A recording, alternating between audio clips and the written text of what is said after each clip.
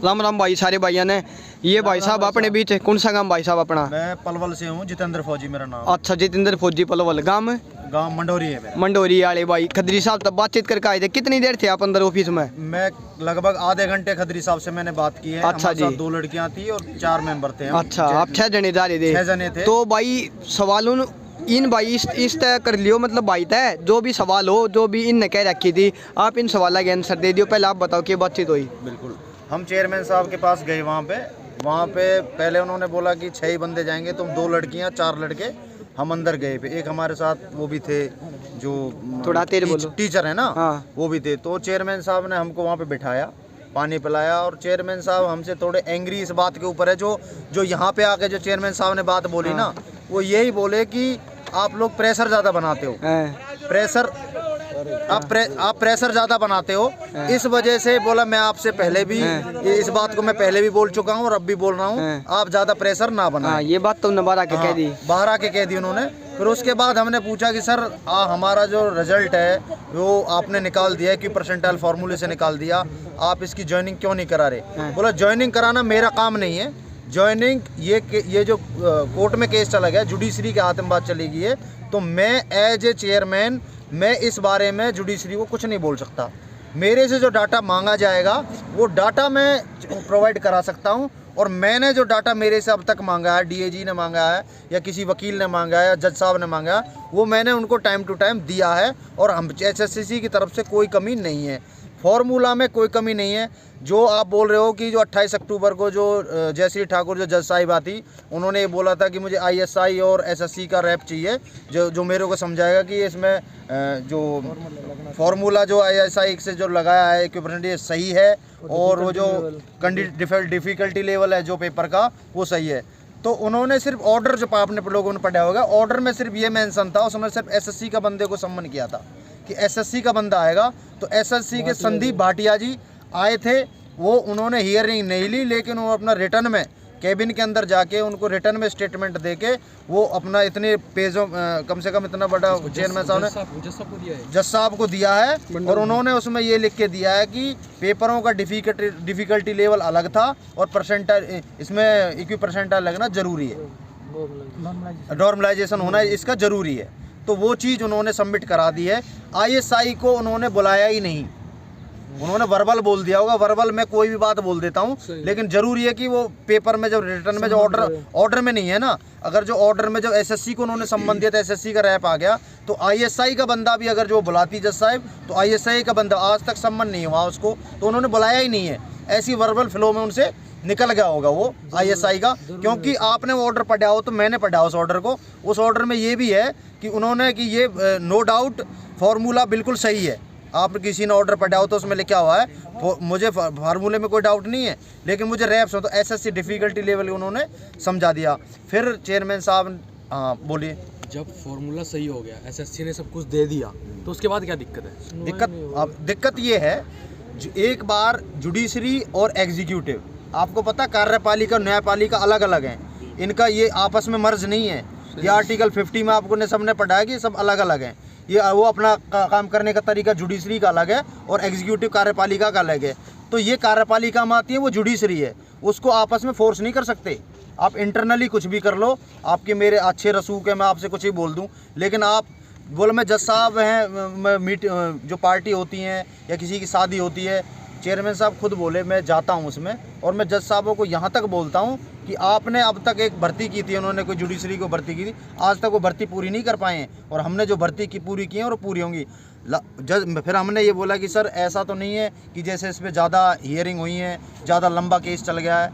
बोला चाहे इस पर केस चल जाए 2 साल, आप ये मैं सोचें 2 साल चलेगा, लेकिन चेयरमैन साहब चाहे केस चल जाए 2 साल, भर्ती कैंसिल नहीं होगी, क्योंकि हम बिल्कुल अपनी जगह सही हैं, हमें जहाँ ले चलना वहाँ ले चलो। अगर जो किसी जो ईगो था वो जयश्री ठाकुर जज साहिबा को था, वो रोस्टर चेंज हुआ, वो हमारे फेवर की बात है, वो चेंज हो गया है, वो बहुत अच्छी बात है।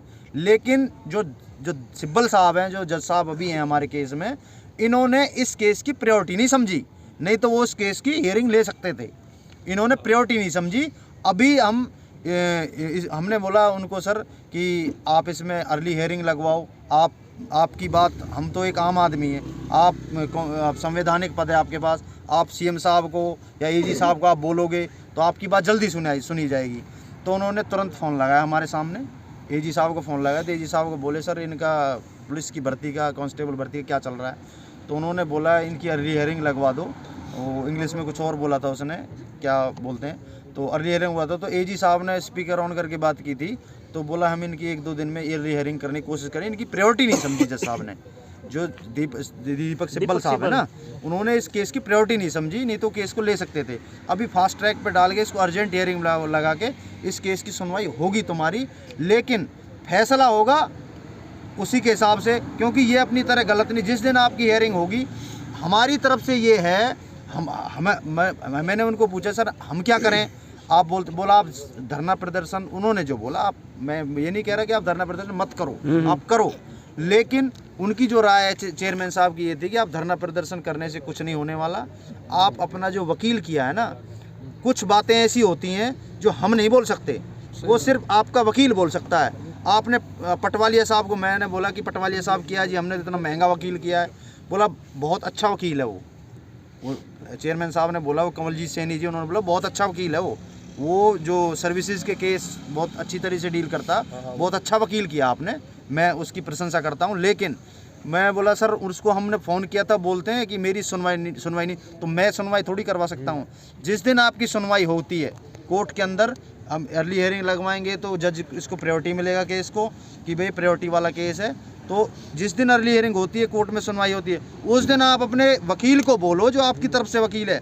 हमारा वकील सिर्फ एविडेंस पेश कर सकता है, कि सरकार का पक्ष रख सकता है कि मैं गलत नहीं हूँ, लेकिन जो आपका पक्ष है ना, वो सिर्फ सरकार, डीएजी अपना पक्ष रखेगा एचएसएससी का, सरकार का, क्योंकि वो सरकारी वकील है कि हमने जो भर्ती की है, हमने जो फॉर्मूला लगाया बिल्कुल सही लगाया है।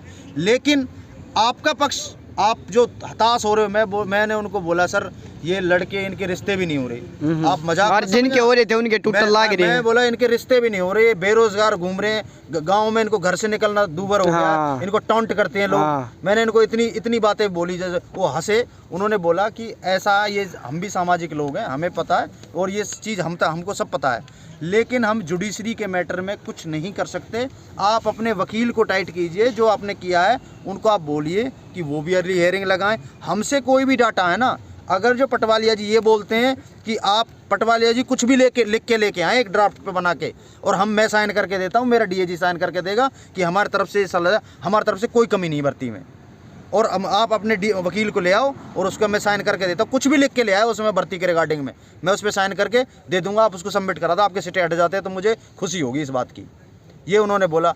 अपने वकील को, डीएस पटवालिया जी को ये बोलो कि वो ये आप बोल रहे हो ना, कौन बोल रहा था, कंडीशनल जॉइनिंग, कंडीशनल जॉइनिंग के लिए एचएसएससी फेवर नहीं कर सकती।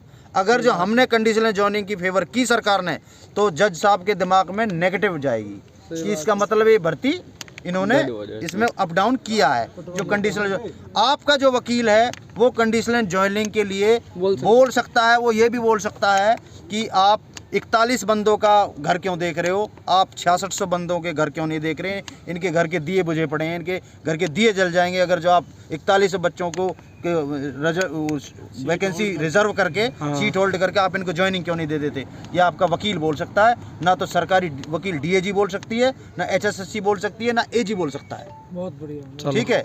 अब और बताओ किसी को क्या पूछना है।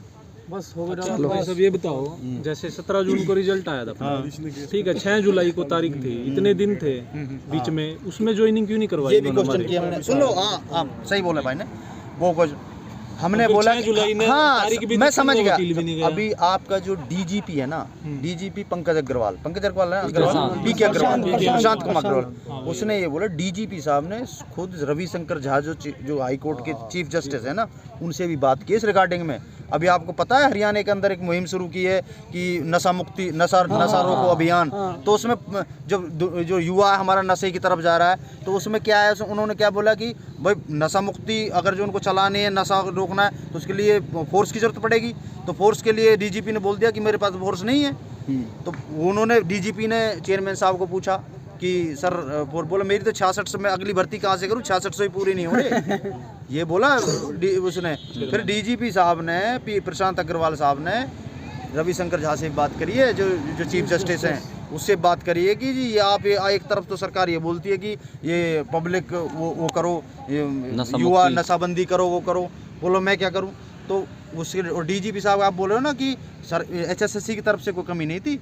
एचएसएससी ने रिजल्ट 17 जून को आया, 17 जून के से तुरंत इन्होंने जो भी इनको रिकमेंडेशन देनी थी इसको डीजीपी को वो दे दी। उसी प्री जॉइनिंग के लिए लगातार इन्होंने आपको बुला लिया।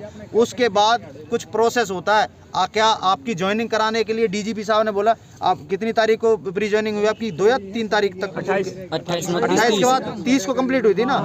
तो यार कम से कम 66 बंदों के लिए एडमिनिस्ट्रेशन भी तो चाहिए।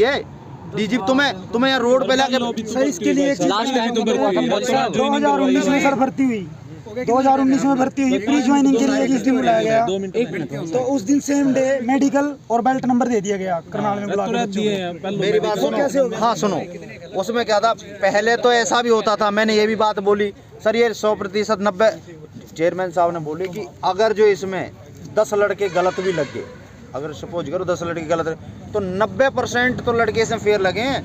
तो ये तो बात मैंने बोली सर कांग्रेस की राज में तो 90% गलत लगते थे और 10% सही लगते थे। तो बोला तब तो ऐसा नहीं होता था, मतलब जब तो पुलिस केस नहीं होता था, ये कोर्ट में केस नहीं होता था, अब कैसे बोला तब वो जो विधायक थे ना वो लिस्ट बन के जाती थी, सबका पता है कि गरीब का लड़का तो लगना ही नहीं है। केस करने वाले कौन है? जिनके पास पैसा है लगाने के लिए।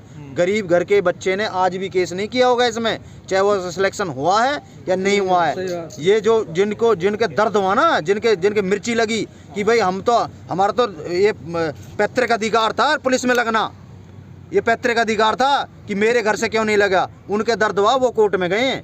नहीं तो गरीब घर का लड़का ना आज तक गया है और नहीं कोई जाएगा आगे। पहले तो वो जो जिनका पैतृक अधिकार था वो ही जाते थे, एमएलए विधायक के साइन होके वो चले जाते थे, सीधा मधुबन रिपोर्ट करते थे, उसमें जरूरत ही नहीं थी, उसमें कोई कोर्ट केस की गुंजाइश ही नहीं थी। तो कोर्ट केस तो फेयर भर्ती पे होते हैं बोला, जिसमें कभी भी देख लेना जो आदमी अगर जो ये भाई है अगर यहाँ सच बोलना शुरू कर देना, इसका 5% फेवर करेंगे, इसके 95% अगेंस्ट में हो जाएंगे। तो जो सच्चाई होती है उसके लिए आँच है, लेकिन आँच कुछ दिन के लिए है, वो जीवन भर के लिए नहीं है। अगर मान लो जैसे गवर्नमेंट प्रेशर बना हुआ अर्जेंट हियरिंग के लिए, गवर्नमेंट प्रेशर बन, आप बोले एजी साहब क्यों नहीं जाते? एजी साहब का अपना प्रोटोकॉल है, एजी साहब ऐसे नहीं जाता है। तो ये जो मुझे भी नहीं पता था, मैं भी यही सोच रहा था कि सर एजी साहब जाके खड़े हो जाएं वहाँ पे जाके, सारे क्वेश्चन हमने इसी पर, भाई भी थे।